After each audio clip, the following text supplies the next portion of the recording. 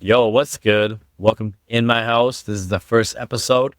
This podcast is going to be about having real talks with real artists where we dive deep into the music, the struggles, and more importantly, the triumphs of today's most inspiring artists. No fluff, no filters, just raw conversations that get to the heart of the creative journey. And today, our first guest is Jay Slay, who is a Bay Area based music producer renowned for his innovative fusion of Latin music, hard dance, and speed house. His distinctive sound has garnered attention from big labels such as Dim Mak, Barong Family, Space Yacht, and many more. Can't wait to dive in. Let's go.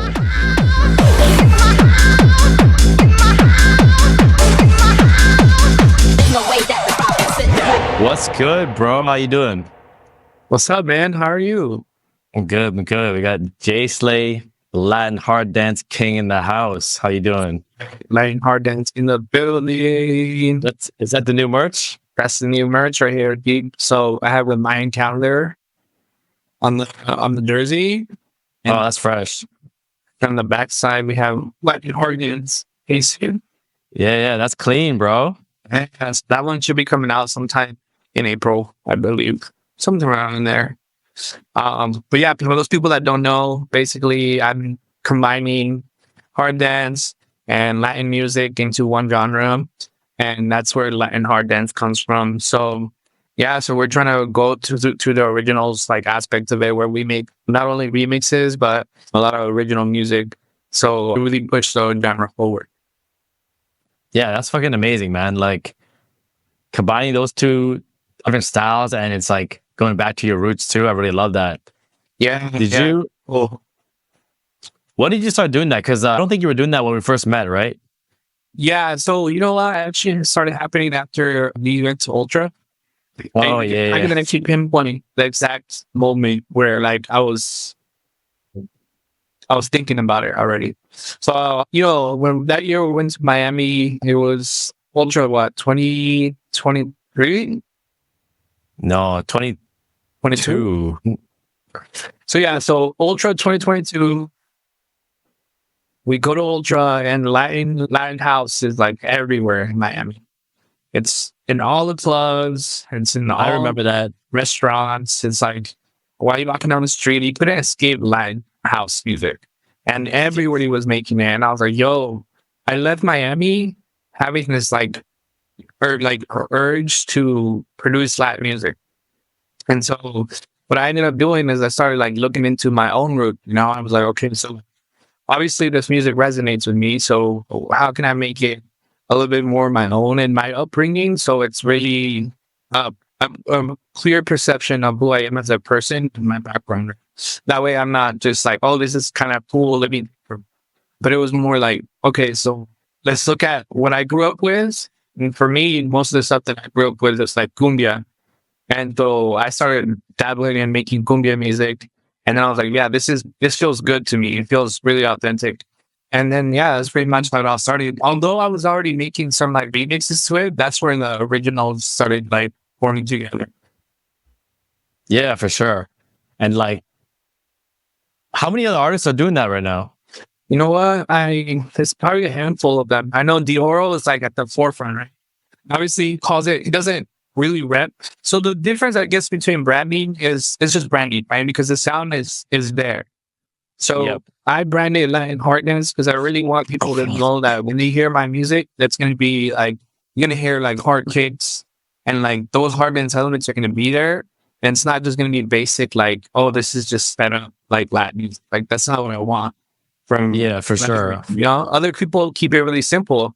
They want to just put like a kick on it and like, and remix like really popular songs. And that's cool too.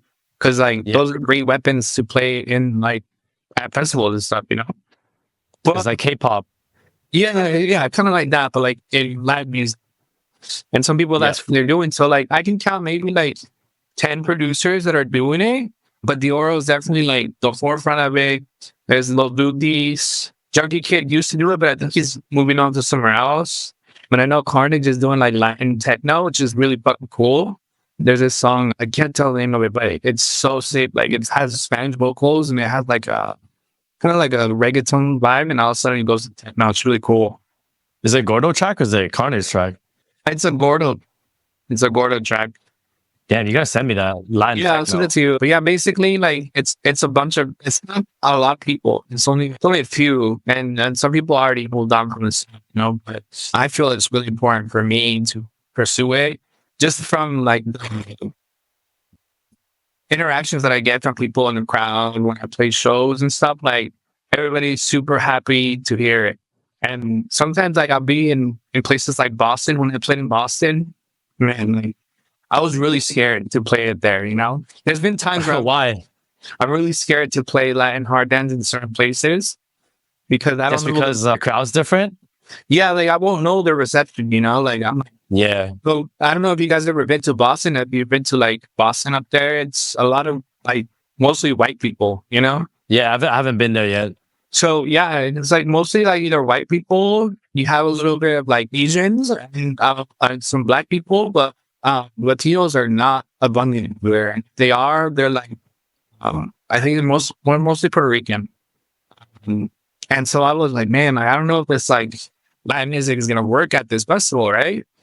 And bro, the way they received it with open arms, like blew my mind. I was like, what the why was I so scared? Yeah, it's such a And these people don't even know how to dance to this, but somehow they're over there dancing to it.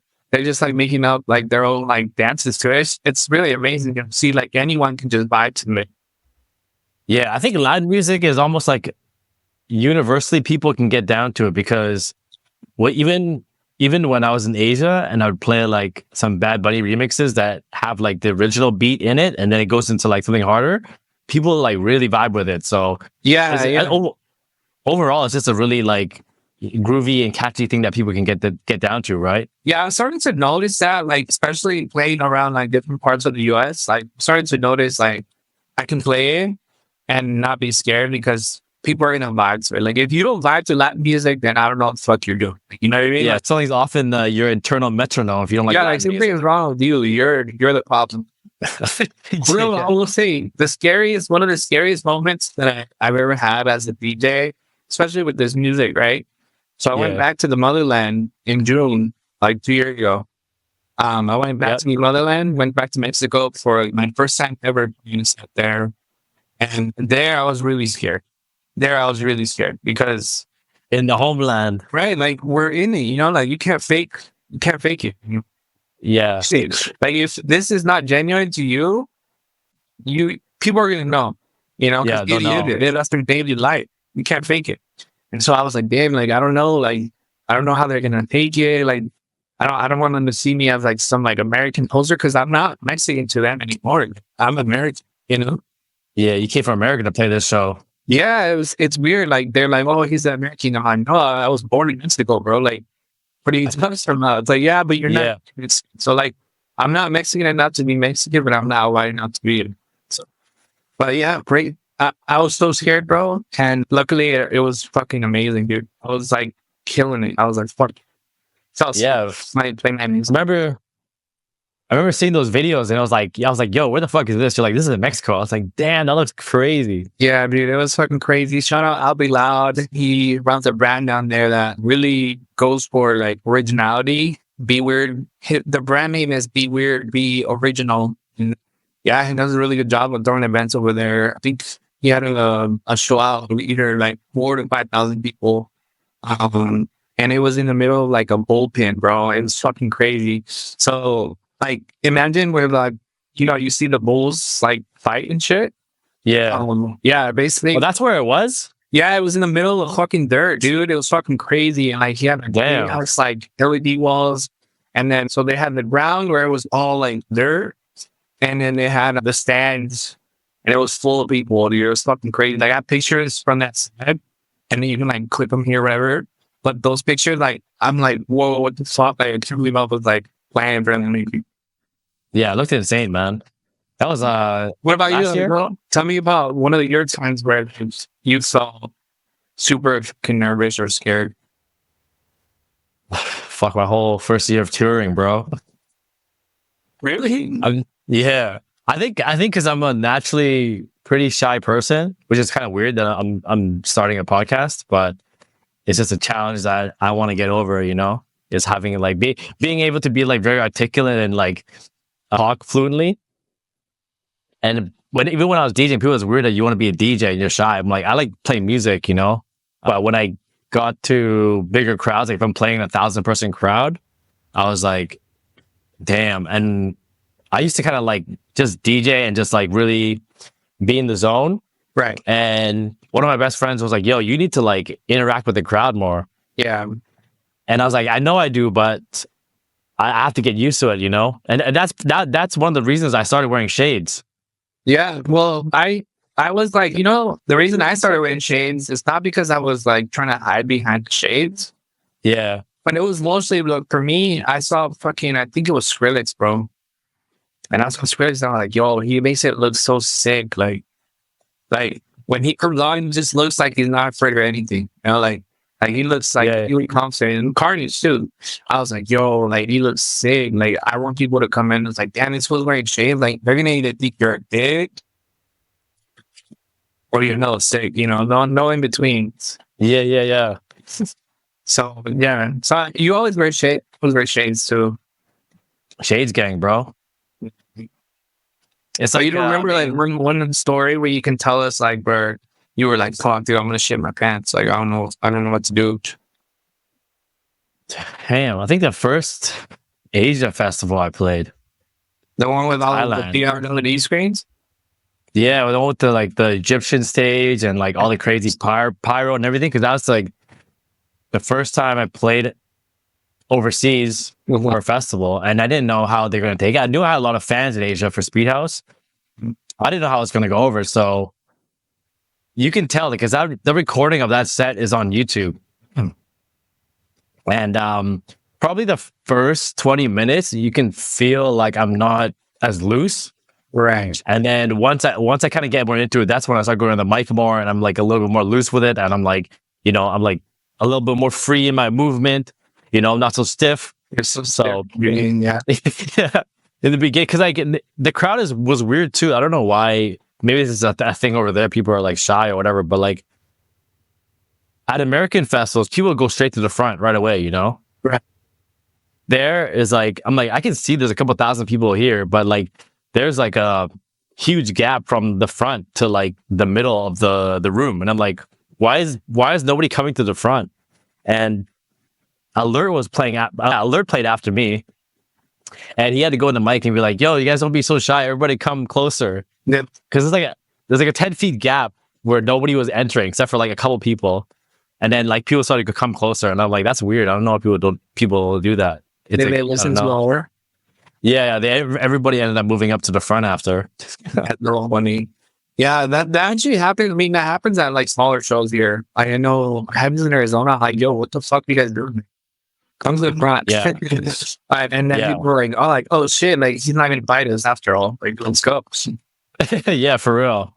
I mean, even some shows now, if I feel like it's a big show, depends like how busy I am getting ready for that show will make me a little bit nervous. Right. So if you were to give a tip to an aspired DJ how to get overcome this nervousness.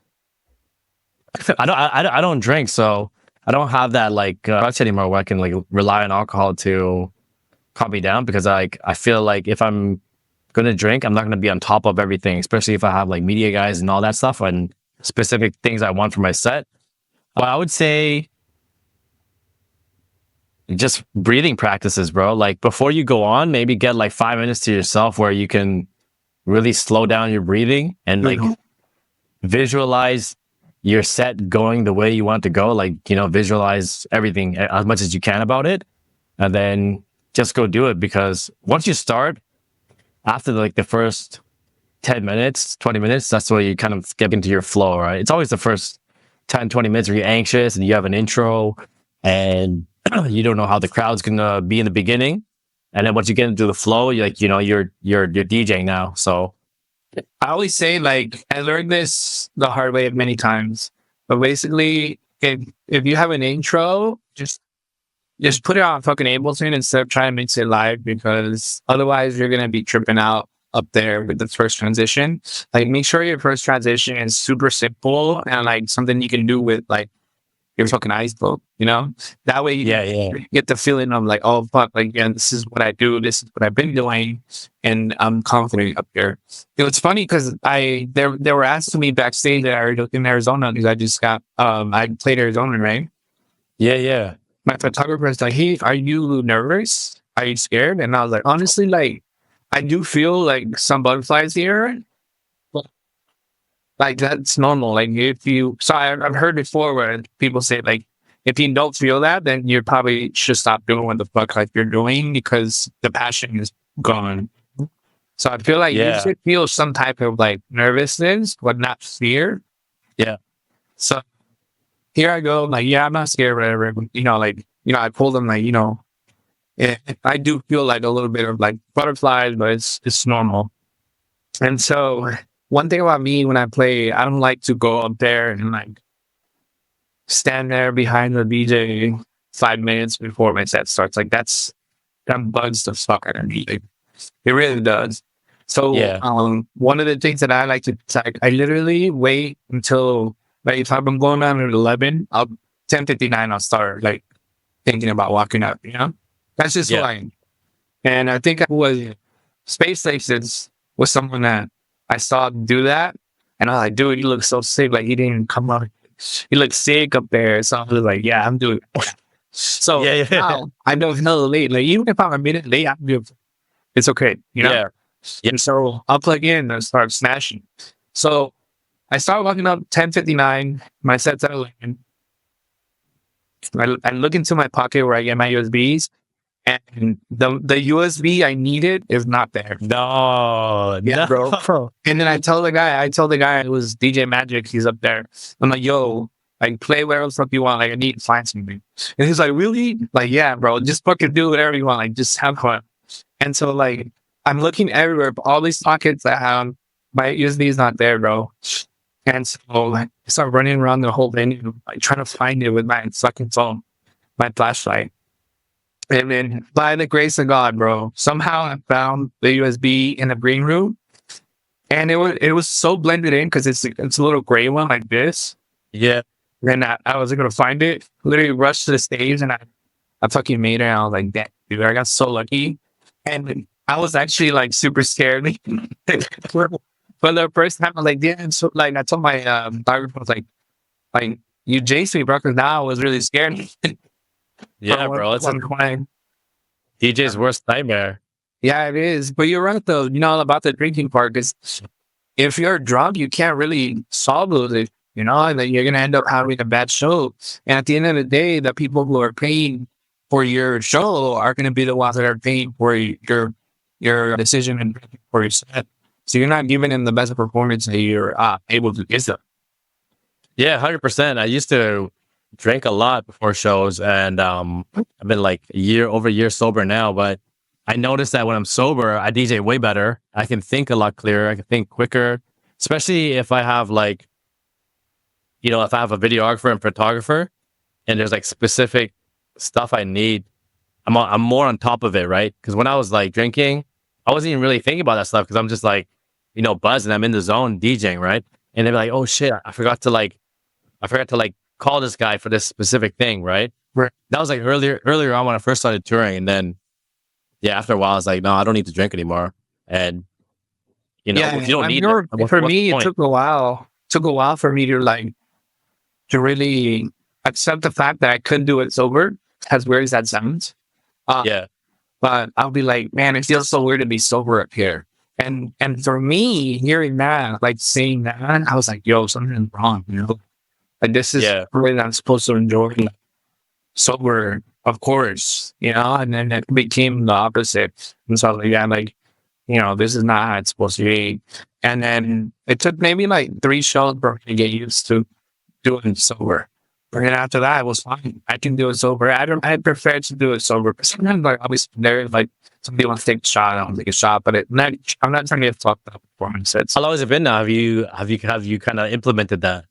I would say like about a year and a half. Yeah, a year and a half. I think. Nice. Same, bro. It's been a while, yeah. But yeah, I do miss it sometimes. Like, and sometimes it'll be like a special occasion. for my birthday, and I was playing a set. So I was like, fuck it, it's my birthday. Like, like that's fine. I Um, thought you, I thought you were gonna say since Miami 2022, bro. oh no, yeah, I mean, Miami was rough. I'll say that. Miami is rough. I think after Miami, I stopped drinking for like a couple months for sure. Bro. Miami's crazy, bro. So Miami, check this out. Me, the last day of Miami, I'll just focus on the last days. The last day was like it's like a bittersweet story, because so basically, we leave Miami, well, and it's like 11, and it's Sundays, or it's 10, and it's Sunday. So obviously we're still trying to party. It's me, B Cheese, and like Mikey, Darren, and Jay, and he's playing at the Yeah. club.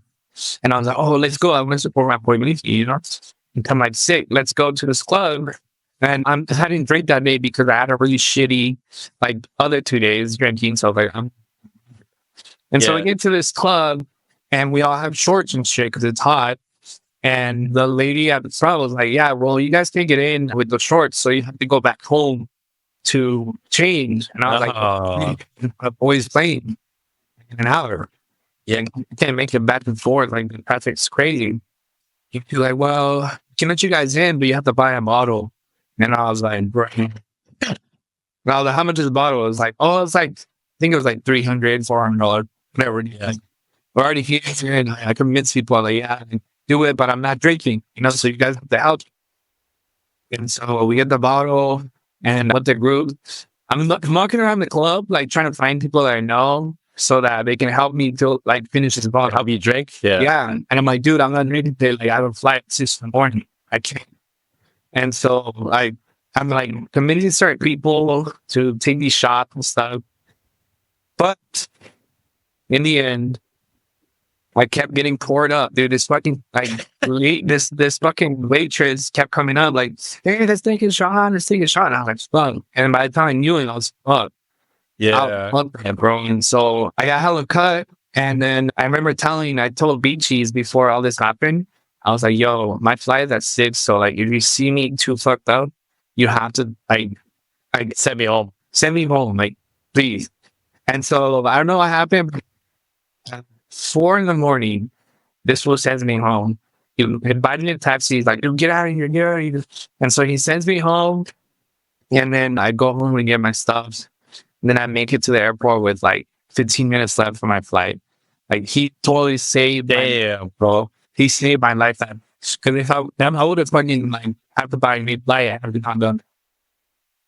man, that was a wild weekend, bro. It was I forgot about that part. I remember you lost your phone from the Friday or Thursday. yeah, I love the phone. Anyways. Anyways, We're that's- going another thing. Well, yeah, shout out Cheese. I think his name is Friendly Neighbor now. Well, shout out Friendly Neighbor / Beat Cheese because Yeah, he shout out saved Beat my Cheese. ass. He saved me, and I was able to go home. And you need honestly, I slept through my 6-hour flight back. It was the best. yeah, man, you need friends like that when you're partying. Yeah, exactly. Yeah, he was amazing, man. So, well, what's up with the J Slay project this year? You got new music you're working on? Yeah, so we just came out with the remix for Halperson, and that was like a mix Yep. of like techno and speed house, a little bit of everything, and then we stamped it with like some really fucking crazy kicks. I'm working on a collab with some guys in House of Panda. Yeah. Oh yeah, who's that? Yeah, Some so bloke- I've been some working bloke on it named for House a of Panda. day, and I'm at the point where like the melody doesn't sound good to me. Oh shit, send it over, bro. Yeah, so now I'm working on a new melody so that it fits the kicks that I'm making. So yeah, I actually forgot what the melody sounds like, so it's probably good that you sent it to me so I can hear it fresh. yeah. Once I get a new melody, I will send it over so that way we can listen to it. But yeah, and then I'm gonna be working on an EP. The EP I would say is like 50% done. So what I want to do with this EP is gonna be Latin hard dance EP, and it's gonna feature the Latin music. So 3 tracks are gonna be full Latin, and so it won't be any EDM involved at all. And then the next 3 tracks will have the remixes of my own tracks, which are Latin tracks. That way it'll be Latin hard dance. Are you working with an vocalist? Yeah, so working with Frank Odo again, and I'm Nice. currently looking for a female vocalist to get on this Latin track. We have some people that are interested, but we need to hear how they sound first. So if you guys know any Latin vocalists, hit me up at j.sli. Yeah, hit them up, man. We need to hear this happen. Yeah, yeah. That's amazing that you're combining like so much of your culture with what you do. And I know you do events too with Too Hard. So tell us a little bit about Too Hard and where Too Hard came from. Yeah, so Too Hard came from basically talking to promoters and then like trying to get booked when I was coming out of band. They were always say like, "Hey man, I like what you're doing, but when you play, like you play too hard." And so that just stuck in my head all the time. It's like you're too hard, you play too hard, like your brand is too hard. And so my brand now is too hard. You That know, is Too Hard. Yeah. yeah. So what we do is we basically give a space to hard dance music in the Bay Area. We also do other things like just basically any artist who doesn't get outshine because they have to sell tickets or sell bottles or whatever. They have to play the game. We try to make our talent not focus on that. We also give incentives to like talent that does do that. But like if you don't want to, if you just want to go and play your music, like that's fine too. And so Respect to you that. want to, what's Respect to that, man. thanks, man. Yeah. So we really want to showcase like all the up and coming talent that's coming out of the Bay Area that's been overlooked, basically, and we give them the space. And then lately, we've had partnerships for people who invest money into the brand, so we're able to bring some headliners, especially like when we had you, we had Kami, and then coming up we have Water Spirit in April. So we're Let's able to go. bring some talent because people are investing their little money into the brand. And now we can afford to upscale it. Yeah, that's amazing, man. Because other people see your vision, they want to invest in it. So Yeah, I love it. exactly. Super blessed. And yeah, basically every time we're working on getting bigger and better, but still remain true to the mission of, giving these people a platform and don't get it the conventional way. Yeah. I was thinking, like, you know how there's like those Asian night market festivals? And Yeah. there's like the night market, like they do it with the EDM events. Have you thought about doing that with like having Latin culture and food with like your event? I haven't thought about the food part. There is a different aspect that I will be going into. We've been in talks with certain companies locally that want to combine Latin music with hard bands and stuff. But it's a really big project, and so I think it's going to take a lot of climbing. I don't know if we'll be able to launch it soon, but we are trying. It's just it's a space issue really because I Yeah, want to for sure. bring something really big into a venue where we can both play music at and have this other entertainment. I can't say it because I don't want people stealing it. Yeah. But this other entertainment will be there. And so this other entertainment, it takes up a lot of space, right? And so Oh, I know what it is. Okay. Yeah. so basically, we have to find the right venue to host both things. Otherwise, it's not going to work. And then the venue has to make sense. Like it's just a lot of planning. But I Yeah, it hope just takes it's time. preparation. But that idea about the food is really smart, though. I will have to steal that. Yeah, I could totally see you guys doing it, man. I mean, EDM in general just has such a big Latin following, you know, Because you- and Asian too. Like, if you go to like EDC, like it's majority. I feel like it's Well, you Asian. go to an Iranian set, I think it's like 99.99, right? For Asians. Yeah, like I'm something like that. And then for like hard dance, it's like hella like probably 80% Latin. I feel like. Yeah, I was talking about this before, but you go to EDC or like LA, you go to the hard dance events, like most of the fan base is Latino. And I'm like, yo, why is no one tapping into this market? And Yeah, I was a Latino consumer. I'm like, yo, we need to have more people that is, up there DJing, trying to represent our culture too. Cause like we're yeah, big consumers. Like we put a lot of money also for what, yeah, for sure, man. Like anytime I was at EDC and if it was like Dioro, another DJ was like, "Where's all my Latinos at?" Like you would hear this crazy roar, bro. Yeah, for sure. Like they dominate that scene for sure. Yeah, yeah, I always exactly. felt like I always felt like the Asian scene is growing. There's so many Asians that they just start raving at such a young age. Right. And do you feel like certain ethnicities like are more leaning towards certain genres? Yeah, yeah, for sure. I think Yeah, Latinos really they go toward the harder stuff because their parents listen to heavy metal and like rock, and they have that kind of background. Like for example, like my dad is like a big like heavy metal fan. Like, he likes Kiss and he likes Black Sabbath and all these bands that I grew up listening to. yeah, You just get cultured into that, you know, and you're yeah, listening every day. So as you get older, you start to hear different sounds that are harder. And you're like, oh shit, like this reminds me of that. Even if you don't like make that click immediately, like you still it reminds you subliminally of that sound. And so that's why I think Latinos are more subjective to liking hard dance, yeah. as opposed to like there has to be some kind of correlation as to why Asian people the the EDM where it's like super happy and like Big kind of bass. electronic bass. Like there has to be some kind of correlation. I don't know if you can talk about. Yeah, for sure. I mean, a lot of the older, I guess like Vietnamese music I grew up to, they had a lot of either it's like really sad or it has a really like fast upbeat to it. Okay, You so know, yeah, so it's like you hear melodies all the time. So yeah, I love melodies. Yeah, like everything is melodies. The sad songs are melodies. Like the happy songs are melodies from like Vietnamese music.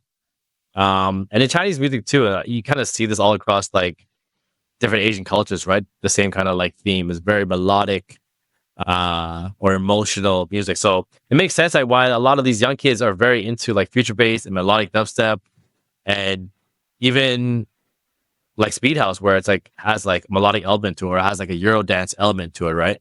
right, yeah, and that's kind of like where you're going now, right, with your sound. Yeah, I'm always trying to like keep it ravey. So I'm really liking like the Euro stuff, but I think this year my focus is to use more old school samples and not, not dive into crazy sound design so much, and just try to use old sounds and then process those instead of try to make something sound fresh in like Serum. Because Yeah, I'm kind of I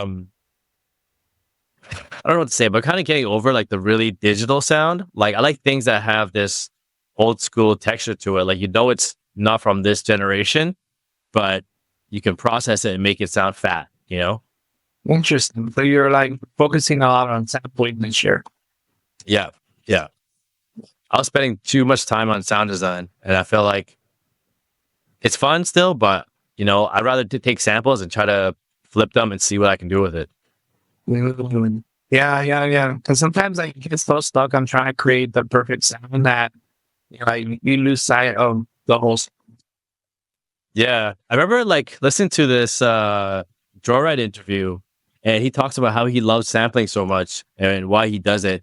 And he says sampling is like carrying the flag of like music history and passing it along to the next generation. He's like, that's why I like to use like old garage samples so much, because I'm basically like carrying like the music flag and rewriting it my way, but also keeping the core character of that sound and moving it along, you know? Right, that makes sense. I didn't even think about I that. mean, so But I think that's cool. yeah, that's And interesting. sampling's always been huge, bro. Like sometimes I go down like a sampling rabbit hole. I like Well, know that you ever have website a who playlist? sampled? Yeah, yeah. So I have a playlist where one thing I like to do on like long drives. I like to there's a Yeah, playlist like called like where's the sample from, and so we'll listen to the playlist, and the playlist usually goes like the song that is sampled, and then later on we'll hear who sampled that's I like what song sampled it. That shit blows my mind. Like a lot of, yeah, I mean, Kanye West is like the king of it, but J. Cole's really good at it yeah. too. So much in hip hop, and I'm like, there's a lot of it in dance music, but I feel like there should be more of it because it just carries this kind of like I don't know. Samples just have like this kind of like texture you can't recreate or character to it, especially if Right. it's from a certain era, like the 70s or 80s. It's got Yeah. this certain feel to it. I'm like, you can't even recreate that. Even when I was doing mentoring with like, Bass Clef or like Zen World, and like, how would I recreate this? And you could create something in Serum close, but it just doesn't have that same character to it, Right. It just sounds maybe too digital. Digital. Yeah. Yeah. I have that same issue with trying to get the Mexican trumpet sounds or like the Mexican bass trumpet sound. And I'm like, bro, I cannot get it. And so I'm thinking about just actually hiring like a band. Yeah, you should do that, bro. Yeah, like because I cannot get the sound. Like no matter what PST or sample I use, I'm like, bro, I cannot do this. It doesn't sound good. Yeah, I feel that same way too when I was looking for like a certain horn sound in Contact, and I'm like, this is good, but it sounds too clean and it doesn't have like this kind of texture to it. So Yeah, yeah, it's sometimes weird. you have to get a band, It's bro. something that you can't really explain, but you can definitely hear. And then no one else can make it because you had to go through all these processes to put that together. Yeah, exactly. It's uniquely yours, right? So Yeah. You need to get a tuba player for sure. a tuba player. Yeah. Damn. How's do you have a lot of shows planned for the rest of the year? Right now, we're working on trying to get a show for Beyond Weekend because I'm going to be down there. So hopefully we get play some afters. Let's go. And we'll actually sound to the afters. We're working on something that's but yeah, we're kind of just we're reaching out to different markets. Like I definitely want to play Chicago, play in Texas. We'll look to play at New York again. So all the markets that like we have planned, but like it all depends on ultimately I'm not a promoter. You feel like America's the strongest hard dance market? Europe. Where Europe is way, way, way, way better. But I feel like my music wouldn't really fit in Europe. That's I Why is feel that? like I don't know. I just feel like they're very purists and they take their genres very seriously there. And so when you try to Yeah. like innovate and bring something new, it's really hard for them to understand. Right. So yeah. Yeah, for sure. Because I feel like they've been doing it for so long, they have this certain style they stick to, I guess. Yeah, exactly. Even in Asia, I feel like there's a hard dance scene, but I don't feel like it's growing per se, but like it's there, Like Yeah. hard techno is starting to grow there a lot. Yeah, I think that's like taking out over everywhere, but it's so weird. Like the thin line between hard dance and hard techno is like it's so small. A lot of the stuff that I'm hearing is the stuff that I used to hear when hard side came out. Like, I hear rolling Yeah, bass, exactly. screeches, gated kicks, and more screeches. And then I hear some Yeah. kids more like it sounds like you're fucking kicking in trash, and it's like it sounds like Yeah. sorry, it sounds like Yeah. that. But at least like have some finesse to it. Like I don't know. It reminds me a lot of like the beginning of hard side. But the hard side is in a really but then it started getting weird at the end. I feel like that's where hard techno is right now, especially in the States. I don't know how it is in Europe and stuff.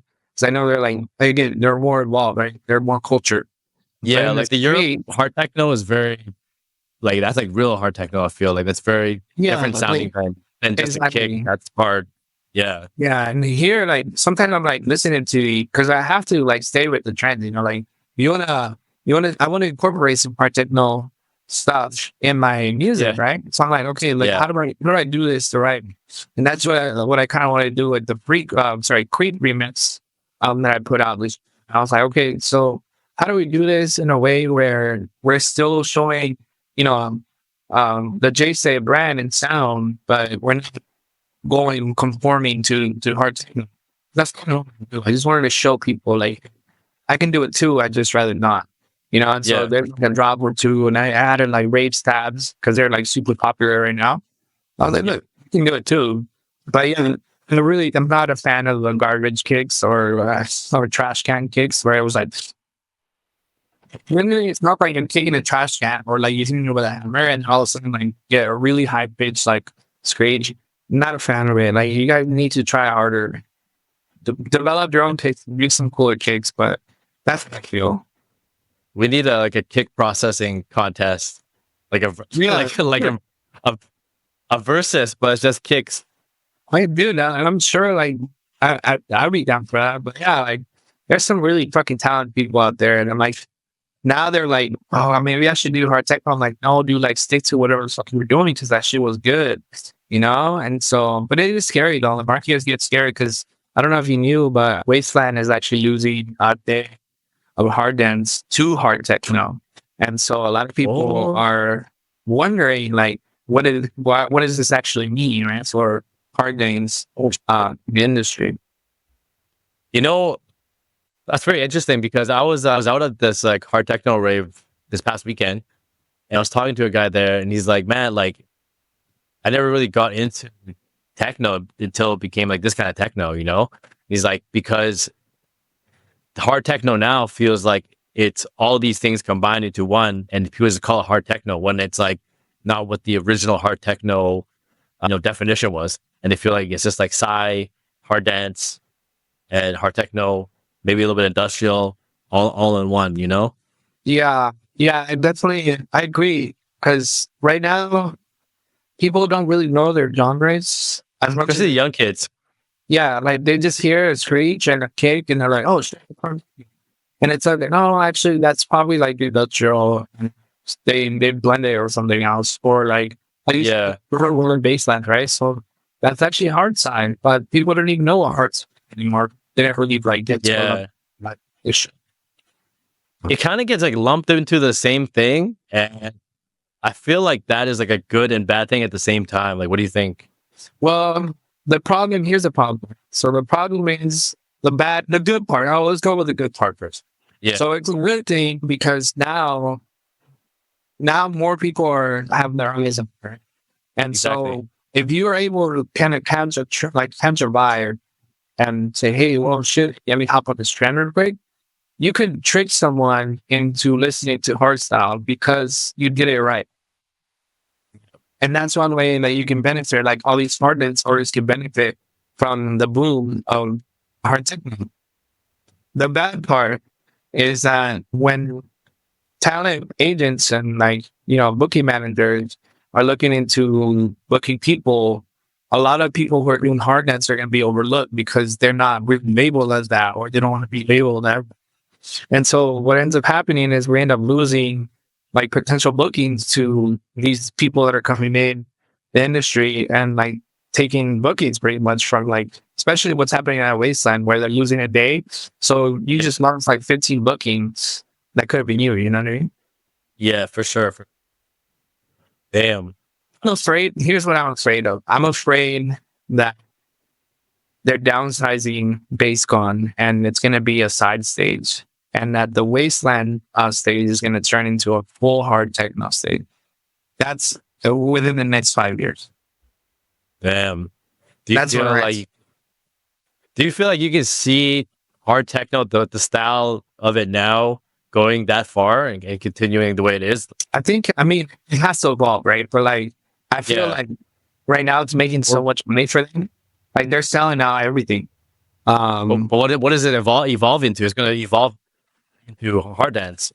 Yeah. That's the hope, right? But like, I mean, yeah, you don't know what genre. Like it could turn into like. I hope it turns into like 200 BPM sidekicks. Like that'd be sick, Yeah.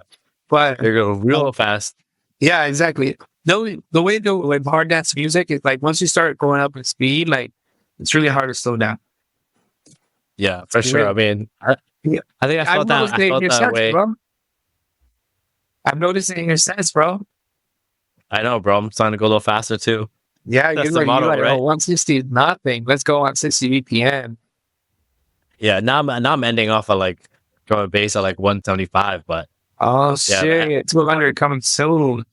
Yeah. I don't play a lot of like 130 in my sets anymore because when I first started out, I was playing like speed house and then bass house and then speed it back up, and now it's like I just straight go hard from the beginning and just like stay above like 140. Yeah. It's just that's I don't know. I don't know if it's a human brain, but like once you it's hard to go back to slow. Even house music is faster now, you know? Like this house music at like 135, 136, and I listen to like 126 stuff and I'm like, damn, this feels hella slow. Like if you listen to like old G house, it just feels so slow, bro. So what do you think about down Southern finding speed house stores? That was fire. It's like, Oh, sick, right? yeah, bro. I was like, ooh, this is a banger. It's a like speed garage, like with some speed house kind of sound design. I Yeah, like it, bro. hard work melodies. Yeah, everyone's going faster, man. And I feel like we're just going back to like more old school stuff too, because when I first started raving, electro and like, do you remember Fidget House? I was not big on that one. No, I didn't really. Maybe I It's did. kind of like, I didn't like categorize that. yeah. Fidget is like bass line and electro house. So it's like that really like wompy kind of bass. I feel like everything back then was really around like 132, maybe up to like 138 when I first started raving. Yeah, And everyone's kind of doing that now. Like there's people that make like tech house, I guess, or like house. They're kind of getting to that 135 range, but they're using these electro sounds. So now it's starting to sound like, that electro house era from like so 2007, is that where the hard 2008. groove stuff is coming from? Hard groove is like similar era, yeah.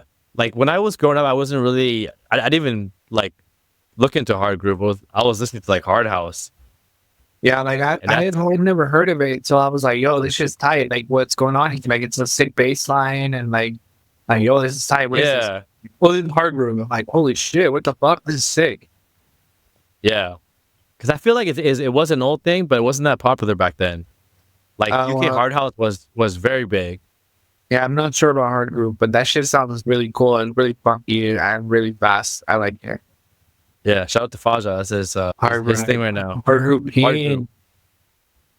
Because it's like it's good. You can play it in the club and in the festival. It's not such. It's not like just catered to one, right? Some stuff in hard dance is like not club music. Some speed house is not really club music. It's more catered to festivals with like big breakdowns and build ups. But Right. hard groove is like it's structured like club music where it's like house music where it's just like the beat just keeps kind of going. There's no like long breakdown and any of that kind of stuff.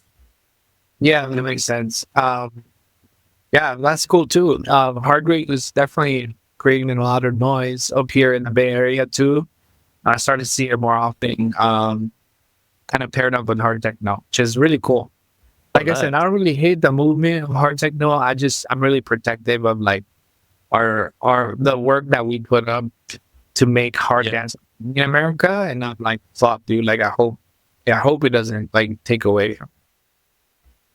yeah. Let's see, man. I don't know. I mean everything always works in cycles too. So Yeah, yeah, let's see.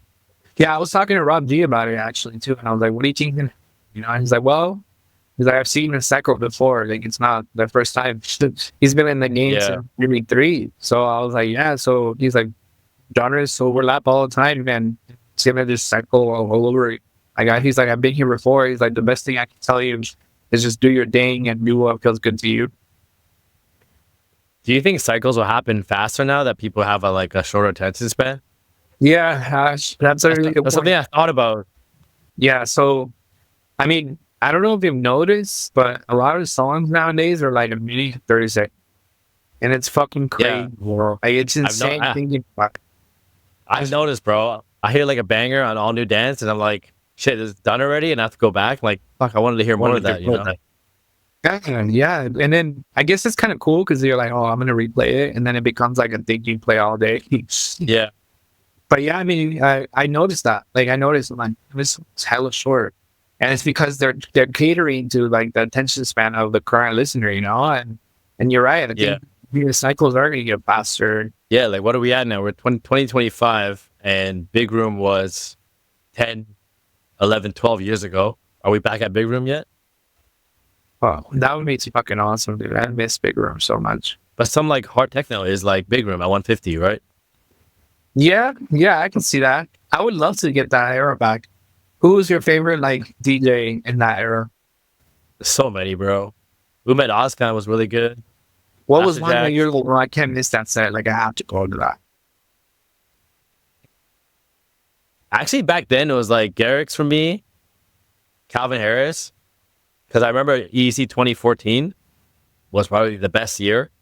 Maybe best year for EDC, but best year for hard or Big Room for sure. Yeah. Because 2013, we had Animals. We had like the Z remix of Clarity. no. Fuck, it's a Z remix of Empire of the Sun. I think I know what you're talking about. Yeah. It's a huge song. Yes. Yeah, so that was getting played a lot EDC 2013 because EDC 2013 I heard Animals for the first time and I was like, damn, what the fuck is this? Damn. And then EDC 2014 was really when everybody started debuting all this shit that grew from that, you know. Right. So Martin Garrix came through with like so many tracks. Calvin Harris Cuba came out then because I was like, really? I was scared. bro, I was at Afrojack. That was the first set I seen on the Friday, and he's playing Cuba, all the Martin Garrix stuff, like the Martin Garrix Animals, like Botnik remix. Yeah. Yeah, and then Flashlight, Oh, Flashlight with Rehab. and there's so many. And then, but Cuba stood out to me, and I was like, okay, this one I don't know, and I'm like, what song is this? And then Garrix played that same night as well, and he played it, and I'm like, okay, what the fuck is this song? And then the next day, Calvin Harris plays it, and I'm like, yo, this has to be. I didn't even know it was a Calvin song. But I'm like, yo, everybody is playing this Cuba track. To me, it's the ID. I'm like, I need to find out what this is like ASAP when I get home. Then I think like it came out maybe a couple of weeks after, and I was like, damn, this is a fucking monster record. But that year was like unforgettable. Oh, W&W, bro. W&W. 2014. Yeah, That was crazy. bro. 2014 was my favorite EDC of all time. That year, my favorite set was Calvin Harris. And it was really hard because there's a lot of good sets that year, like you said. But Calvin Harris was crazy to me. Like, it was so people were literally on top of the merch booths because there was no more space. So people started climbing merch booths, and like nobody told them to get down because they couldn't even get to the crowd anymore. Yeah. And I just remember like hearing, like you said, I heard Cuba, and I was like, and I'm like, yeah, what's going on, bro? It was a monster song. I remember that day very clearly. Fuck, who else was good that year? Oh, Diora was really good that year. I don't know if you got to see him that year. So I think I missed that set. Yeah, he played really late, I think, or really early. Night Party was good that year. Night Party, who else was there? Martin Garrix, when he played at 4 in the morning, shit was fucking great. I still remember that. It's very rare that I still remember things from that era because I always think it's still fucking fading. But then that year, I just remember it was fucking crazy. That was one of my favorite years. And then Laid Back to It was around the time like he was still touring a lot. Like, dude, yeah. He still is Laid one of Back my favorites. And I went to he got to play more of those sets because fuck, dude, I missed that so much. Yeah, bro. He was like really pushing like the real DJ thing, right? Bro, yeah. He like scratching live, like doing edit. Like, one thing I really like about him is that he does like crowd. I guess he like plays with like the title of the songs a lot. And so like you actually hear his track list, like he's telling you something with those tracks. And then he uses the vocal to tell the crowd to do stuff because he doesn't talk on the microphone. So he's like, "What you fucking like?" He's actually talking to the crowd. Yeah, sick, like Bumblebee. Yeah, the music. Yeah, it's fucking sick, dude. Yeah. Like that's like real DJing. Like sometimes I do that. shit. I try to do that, but some like I get caught up in like, this one's gonna bang instead of like trying to tell a story. I'm like, yeah. No, I was gonna say like I remember that day that Calvin Harris played very clearly because Eric Prydz was before Calvin Harris. And then when it was that old Circuit Grounds, the hangar, I was in the middle of it. And when Eric Prydz ended, I was like, oh, who's next? Oh, it's Calvin Harris. I'm like, oh shit. And I would like turn around and look. And bro, from the main stage, I would see like a horde of people just walking to Circuit Grounds, like fucking Lord of the Rings army coming to fucking Circuit Grounds. And I was like, holy fuck. And I was telling my friend, like, yo, look behind us. And you see this crazy amount of people coming from the main stage, bro. Yeah, I'm wrecking seeing so many people, like, when there wasn't that many people before. Yeah. It sounds scary. Usually that happens for me when I go to, like, a Skrillex set. And I'm like, oh, let's go see Skrillex. But then it's like, dude, it's so uncomfortable. Like, I can barely breathe. because like all these bodies are against my body. I'm like, fuck, dude, it's so fun. Yeah. You actually just reminded me of like I think this was the first time I seen Skrillex. He was on tour with Porter Robinson and Tommy Lee, and Tommy Lee was a headliner. Tommy Lee, like the drummer. Yeah, What the yeah, bro. fuck? It was DJ Tommy Lee and Skrillex and Porter were still very young. It was like 2010, 2011, bro. Yeah. Yeah, and then he played at this club in my hometown, and the club fits like 600 people, and there's like 1,000 people in there. Holy shit. Like it was so packed that if I was standing on the table Yeah. and I fell over, I wouldn't even fall because there's so much people that would hold me up. That's crazy. So that If was you're, insane, man. you're so uncomfortable at that point, I'm like, dude, I just want to go. Yeah, where you're young and 18, you're like, it's like Yeah, you've seen exactly. Skrillex for the first time. Yeah. I wanted to talk about like, how we always talk about health stuff. I want to talk about Yeah. like being healthy and like what you feel like you need these days to keep healthy as an artist. Like, what is like your routine like? Okay. Yeah. So, I guess when I tour, I try to always get like a breakfast in when I leave my house, and then and get like a light dinner before the set, you know. Um, and then I don't like if I have time to work out, I'll probably take a walk instead, and I'll explore the city if I'm touring. I think going to the gym while you're like on a trip is like for me, it's very like it takes me out of it, like it takes me out of like that happiness that I'm like Oh touring. yeah, I know some people are like for you, you're probably like so used to like traveling, you're like, oh fuck, like I gotta get some normalcy to my schedule a little. And I'm like different, but I'd rather like go and take a walk around the city. Like you're gonna get your steps in. Might as well go out. yeah. That's probably good. I mean, just getting your steps in is by itself is it already has its own health benefits. Like they say you Yeah. should walk 30 minutes a day, right? Yeah, exactly. Well, like, right now I'm trying to hit like 10K a day, but it's freaking challenging, dude. Like I'm like, yo, it's so hard. Like you really have to like take little breaks and go walk because you're not gonna hit those 10K, right? Even if you like go do cardio after work, like I do, I'm still Yeah, not for hitting sure. 10K. I get like maybe 6K on a good day or like 5 usually. It's hard. I never tracked my steps. So like, what's an average for like a 30-minute walk? 30-minute walk, you probably do like 2,000 if you're just walking. Oh, okay, bet. Damn, 10,000 is a lot, bro. Yeah, thousands a lot. Thousands a lot. But I mean, 10,000, yeah, 10,000 is a lot. But I think it's doable. You just really got to commit to like taking that time out of your day to do it. But yeah, like this year, like my goal is to like lose weight. And I've been going to like a weight clinic so that I Yeah. can lose weight because I've had like a lot of back problems because I'm so top heavy. And so I'm working on it. And so far, I'm like 8 pounds down, bro. Oh, big ups, bro. Yeah. Yeah, we can see it. We can see it. Have you thought about like? Have you ever tried fasting? And yeah, well, I kind of do it. I do it like not really tracking, because my last meal I eat it at 6:15, 6:30, and then I don't eat until 11. So I mean, in a way, like that's kind of fasting, but I don't know if it's long How enough. many hours is that? So 6 is Oh, 6 plus 6 is 12. That's 6 hours, and then 11. yeah, it's not bad. It's I not think bad. they say intermittent, like they would say, is like 16. 16. Yeah, Okay, 16. so Yeah, maybe I mean, the thing is that in order to fast, you really gotta like cut out anything, right? So sometimes I'll have like an apple or like a pear like at 9 p.m. So maybe I should not do that and just wait till 11.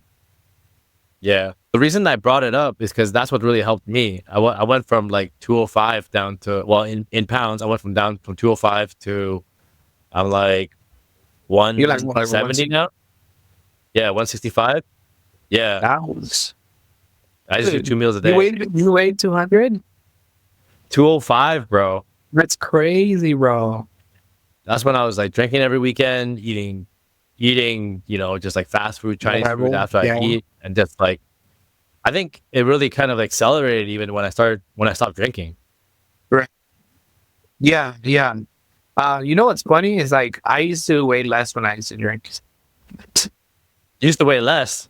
It's the party favors, bro. But no, not that. It the reason why I think is because I would go out, right? And so when you go out, you're walking around, you're partying, and you're walking around, you're dancing. That's true.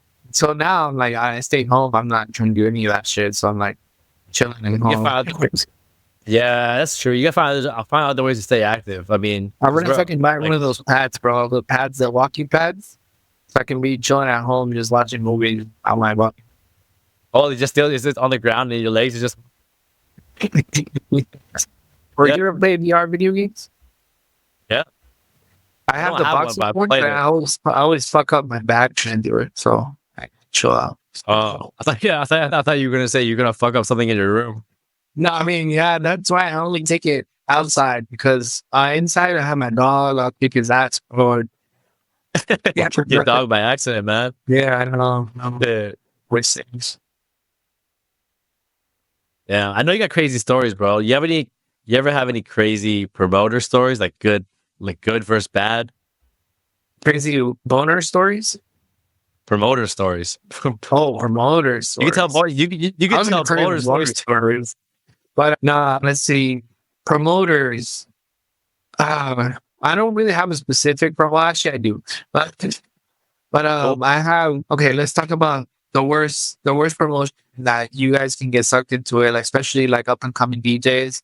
You guys can get sucked into this notion that you have to sell like tickets or like you have to like sell bottles, like run away from that promotion and like work on music, go work on music and work on your socials and the bookings will come.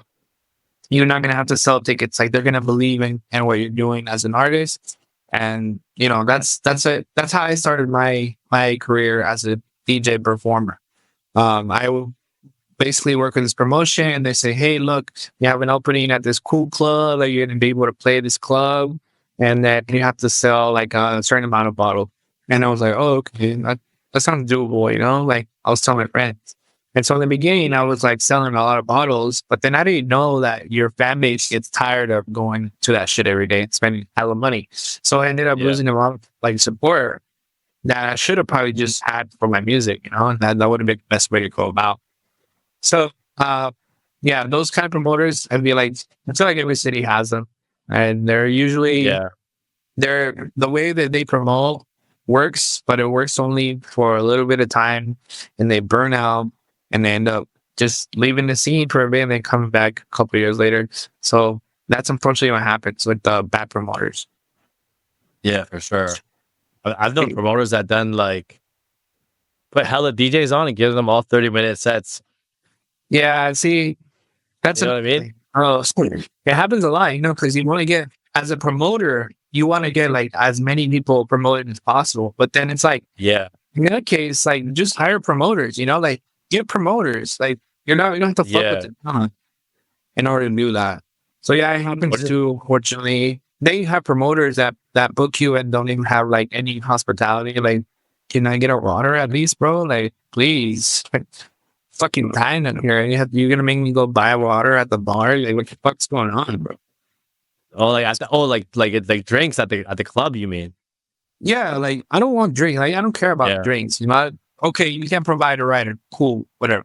But like at least a bottle of water, bro. A bottle of water like goes along. Promoters do not even a water is crazy, bro. no exactly, bro. Like the thing is like it's so simple, right? No, a fucking Yeah, a crate of water costs like what $12? Not even $12, like $5. yeah, You just buy that, put it by the stage. No, you don't even have to pass it out. Like, bro, it's bare yeah. minimum. It tells a lot about the character of the company. I think because we both do shows that we see a lot of these things, and it actually make helps us be better promoters for our own shows, right? Yeah, exactly. Because like a lot of times now that I've started doing my own shows for like over a year now, I see a lot of things. If I work with a promoter, and promo isn't right, and I'll like straight up say something, like, yo, where's the ads, like where's the content, like, because a lot of people are promoters, but they don't know what it takes to make something as busy as it should be, Right. Well, that means they're like just not doing a good job of promoting. yeah, they just want to do like the post, and they feel like the artist is gonna do all the work, and that's it. Right. But like, Yeah. you're the promoter, especially if it's That's- in a new city for like the DJ, like they should be able to push it somehow with like at least have media, at least run ads, have a rollout plan at least, Yeah, exactly. Same thing. I would say like you said, it helps us be better promoters.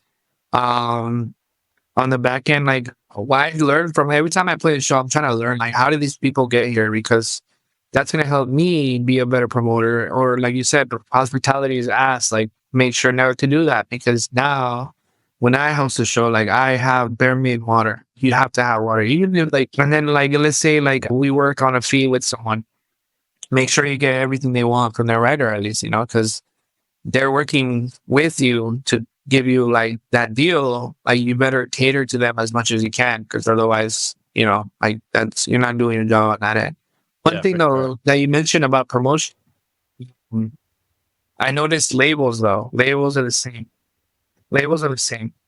And so some labels are doing the due diligence to go out of their way and promote the song as much as they can. But Yeah, I noticed some other labels are very lazy with it. Like, bro, look big at the labels amount too, what happened? like big labels, you mean? Yeah, bigger labels. So I'm like, look at the amount of like production you put into like this other song.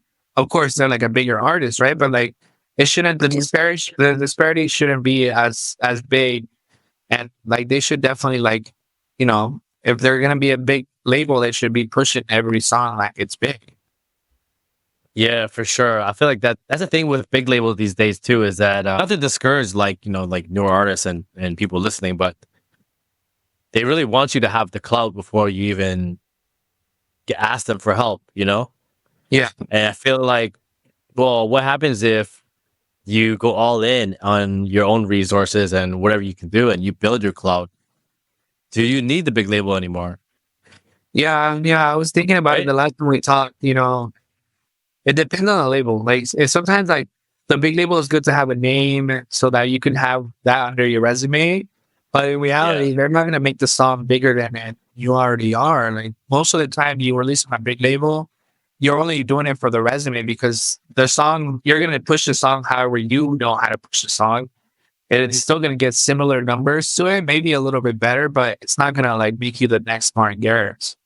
Yeah, 100%. We're past that. We're kind of past that, way past that era, So, Yeah, exactly. And I think like some aspiring people that are coming up and trying to produce, they still have this notion that they're gonna make that one banger song and become like super viral. And it's like, no, you actually have to build it brick by brick, and you have to build your community and have to really cater to everyone around you, so that when it's time to release a song, like you're gonna be well equipped with all those listeners that are like diehards for you already. yeah, for sure. For sure. For sure. Yeah, I was just thinking that because, I mean, now we can see people really just pop off by building their own communities, building their own following without big labels involved, So it is like a big difference from 10 years ago.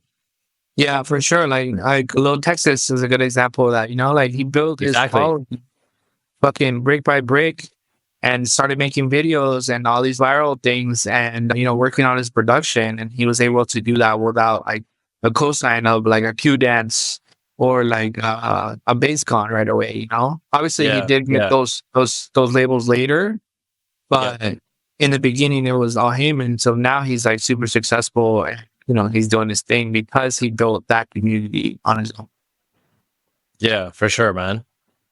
Do you feel like people should just focus on free releases then and putting out the music for free in the beginning and then not even think about the label game? Yeah, and I think in the beginning it depends like how in the beginning you're talking about. Because like If you're fresh, like you just started a new project, you're good at producing, you can finish songs. and you just want to start. Yeah, I guess I don't know. It's tricky. I feel like in the beginning, what content works for you, you know, Yeah. and Even like, though I have a small label, like we're right. considered like a small independent, label, but I don't always tell people they have to go that route where they have to sign to Speed World and go from there, right? Like, because I know there is other ways. Yeah. So to answer your question, I feel like it's very valuable to sign to different labels to understand what they're doing and how it works. And like the reason that I've Yeah. gotten better at releasing and getting, numbers is not only because I'm building community, but it's also because I'm taking notes every single release I'm doing. And like, what is the label doing in order to create like this buzz around the song? The bad That's labels will cool. just post the cover art and then that's it. And Yeah. then you could see it when you're like, fuck, that got like 200 plays. Like, thanks, guys. Like, didn't really do much. Yeah. Like I could Yeah. have done that by myself. And you start to Yeah. learn, like, well, like, I could have done that by myself. Yeah. But it's, so I Yeah. feel like, to answer your question, I feel like it's important to either like research it really well or like live it. And so what I did is I Yeah. started just submitting to labels and I'm like, oh, you know what? I actually do need to, I need to copy the way that this was marketed. And so, like, one of the things I think, yeah, that Speedhouse does, like, Speed World is doing, is that you guys are pitching it to like different playlists, and that was like one thing that I wasn't even thinking about in the beginning. I'm like, oh shit, like, it's really important. Yeah. Yeah. It's very important too to see like what kind of playlist the label has. Like thank God I have like the Speedhouse playlist I've been growing since like 2018. Started from zero, I think it has like 6,000 followers now. So Yeah, it's decent. But yeah, like they should be at least playlisting your songs on their own playlist and hopefully they're decent and they actually get like real listens and promoting out to DJs that will play the music out. exactly. Yeah, and so like you'll notice, who's doing a good job. And so if I was a producer who's really good at producing and doesn't have any outlet, I think it would be beneficial for me to get my name out there that way, alongside building my own community and seeing what content is actually worth for my brand.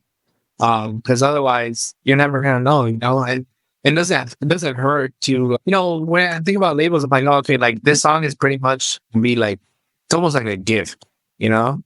The way Yeah. you're gonna give this song to the label because you're never gonna like unless the song is like crazy good, like you're never really getting all the money back.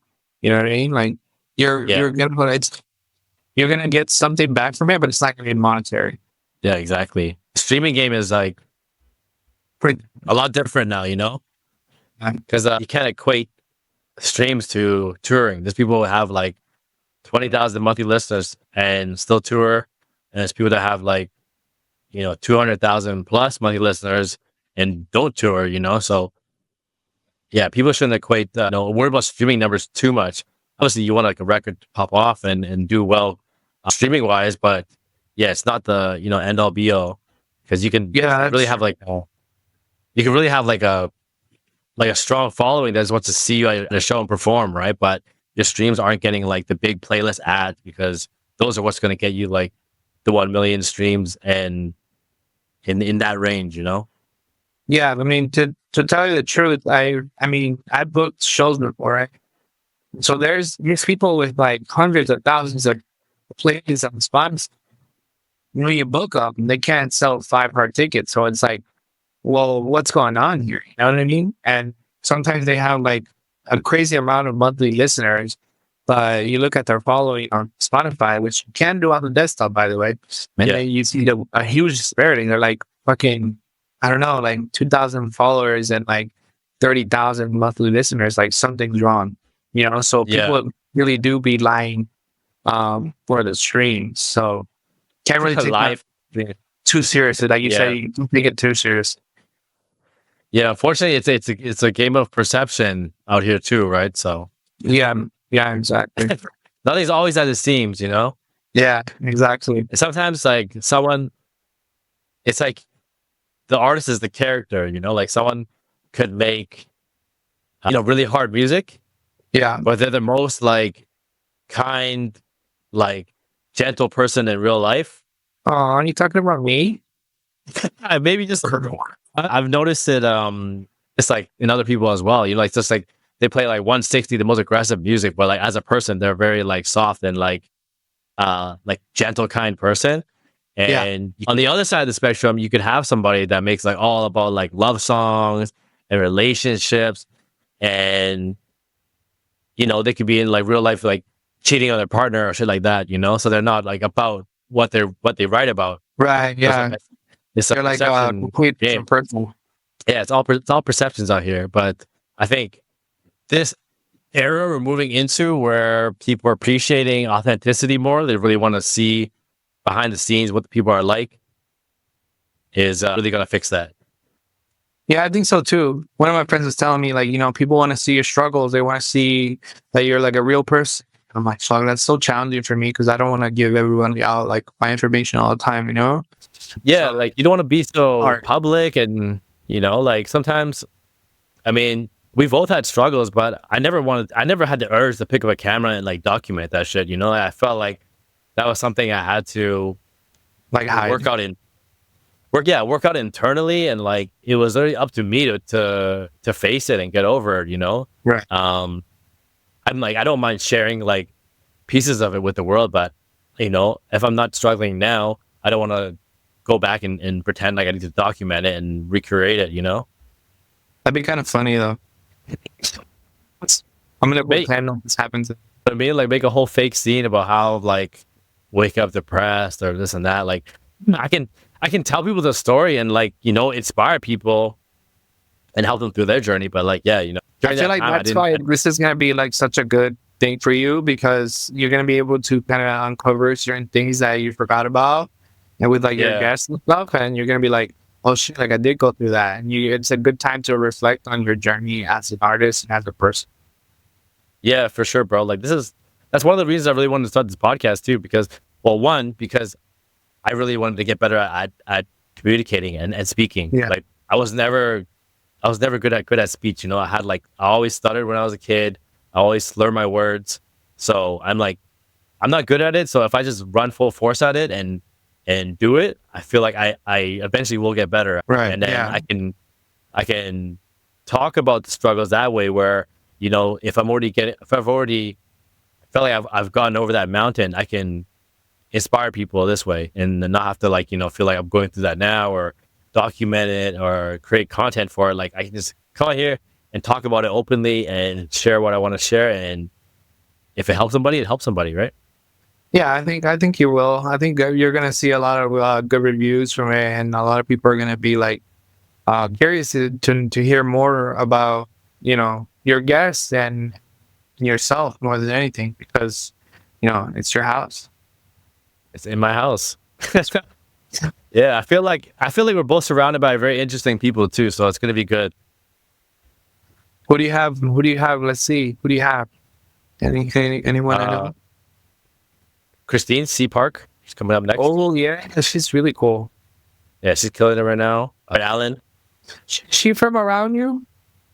she's from Toronto. Yeah, so she's Oh, great. Canadian as well. That'd be really Faja coming cool. on. Faja, Brett Brett Allen. Allen. Yeah. I just finished another one with a boy from Calgary, Prayer Hands. He makes bass house out there. Okay. Yeah, but I'm lining them up, and yeah, it's gonna be good, bro. But yeah, before we sign off, I want you to tell everybody what you got going on and where they can find you. Okay. Yeah. So again, guys, we're gonna release this jersey. We're gonna be releasing this jersey in April. The Mayan calendar, Lion Hard Dance and Lion Music put together. Hit your boy up, Jay Slay at j.slai on Instagram and jslai on all other platforms. Um, Shout out House of Panda, and thank you for having me, bro. Appreciate you, bro. This is in my house with the one and only Jay Slay. All right.